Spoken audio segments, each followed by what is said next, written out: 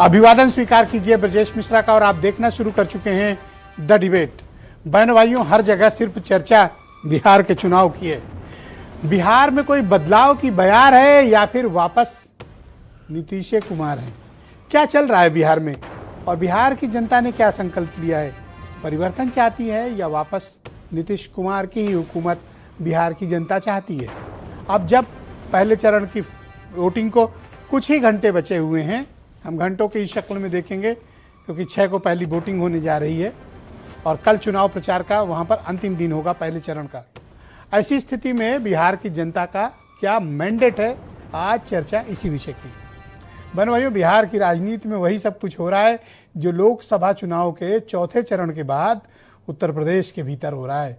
बिहार की राजनीति में कट्टा, कटुता, कनपटी पर तमंचा, अप्पू, पप्पू, लप्पू, गुड्डू, टप्पू, बंदर, बहुत सी चीज़ों का आगाज हुआ है। तो क्या बिहार में मुद्दों का अकाल पड़ गया है या फिर वाकई में नेताओं ने अपनी बोली भाषा बदल ली है? और मुझे लगता है कि अभी दूसरा चरण का प्रचार खत्म होते होते बात गाली गलौज तक न पहुंच जाए, बस इसी चीज़ का हमें इंतज़ार करना चाहिए। तो क्या हो रहा है बिहार की राजनीति में और बिहार की जनता के मुद्दे क्या हैं? इस बार बिहार का वोटिंग पैटर्न क्या है? बहनों भाइयों, बिहार एक ऐसा कॉम्प्लिकेटेड पॉलिटिकल स्टेट है कि जहां मैंडेट के बारे में या जनादेश के बारे में कोई भी पूर्वानुमान करना कई बार बहुत जोखिम भरा होता है। और इसके पहले बिहार को लेकर जितने भी सर्वे या जो भी सर्वेक्षण हुए या जो भी ओपिनियन पोल्स आई, उन सब में बहुत सन्नाटा। और इस बार एक खास बात आप देख रहे होंगे कि सुरेंद्र राजपूत के जितने भी साथी चैनल हैं, जहां जहां भी वो डिबेट्स में बैठते हैं, इस बार उनमें से कोई ना तो ओपिनियन पोल कर रहा है, ना कोई सर्वे कर रहा है और ना कुछ बता रहा है कि सरकार किसकी आएगी। अब पता नहीं ऐसा क्या हुआ है नोएडा में या दिल्ली में कि इस बार कोई भी वो जोखिम लेने को तैयार नहीं। मैं उसका कारण बताता हूँ। सबके जोखिम मुंह के बल गिरते हैं और एक दो चुनाव में नहीं। ऐसा सुरेंद्र जी के साथी अक्सर हो चुका है उनके साथ।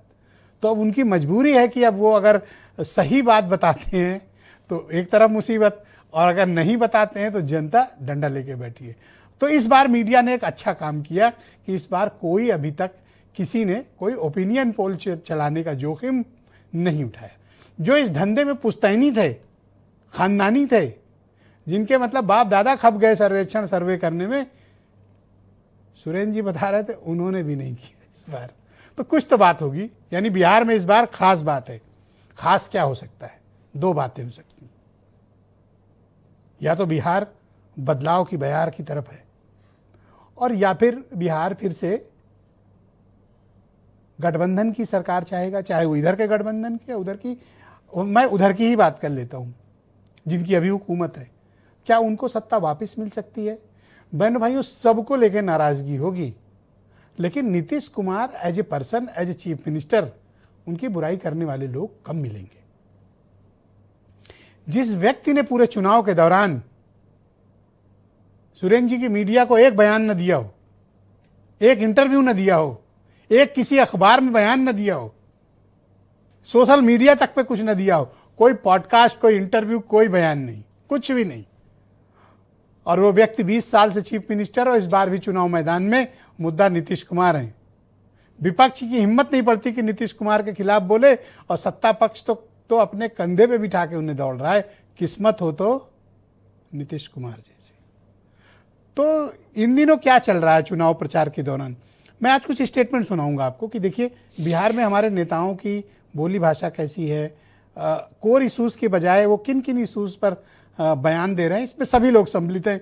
तो मैं चाहता हूं, छोटे छोटे स्टेटमेंट हैं लेकिन आप सबको सुनिए।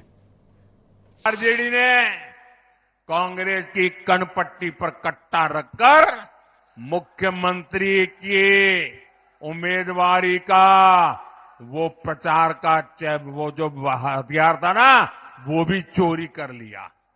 कांग्रेस की लुटिया तो बिहार में सालों से पहले ही डूब चुकी थी। उनके पास खोने के लिए कुछ नहीं था। अब कांग्रेस के नेताओं ने आरजेडी की लुटिया डुबाने की सुपारी ले ली है। आज इंडी गठबंधन के 3 और बंदर आ गए। पप्पू, टप्पू और अप्पू के नाम पर। पप्पू सच बोल नहीं सकता, टप्पू अच्छा देख नहीं सकता, अप्पू सच सुन नहीं सकता। मोदी साहब गरीब के तरफ नहीं देखे, सिर्फ उनके दिमाग में चुनाव चुनाव चुनाव चुनाव ही है। या तो चुनाव के दिन सब जगह फिरते हैं, या तो विदेशों में घूमते हैं। और ये भारतीय जनता पार्टी का जो बंडल राज है, बंडल राज नहीं चलने दिया जाएगा। भ्रष्टाचार से कमाए हुए पैसों का जो बंडल बांध करके भाजपाई यहां से बाहर ले जा रहे हैं, अब बिहार की लूट नहीं होने दी जाएगी। गृह मंत्री जी, प्रधानमंत्री जी हमेशा अतीत की बातें करते हैं। ये इसलिए बिगड़ा हुआ है क्योंकि जवाहरलाल नेहरू ने बिगाड़ा होगा। आज तुम्हारी गांव में टूटी से पानी इसलिए नहीं आ रहा है क्योंकि इंदिरा जी ने कुछ किया होगा। मैं एक सुझाव देना चाहती हूं प्रधानमंत्री जी को कि वो एक नया मंत्रालय बना दें और उसका नाम रखें अपमान मंत्रालय, ताकि उनका समय व्यर्थ ना हो। वो बड़ी बड़ी सूचियां निकाल देते हैं कि हमें इसने गाली दी, उसने गाली दी, इसने हमारा अपमान किया।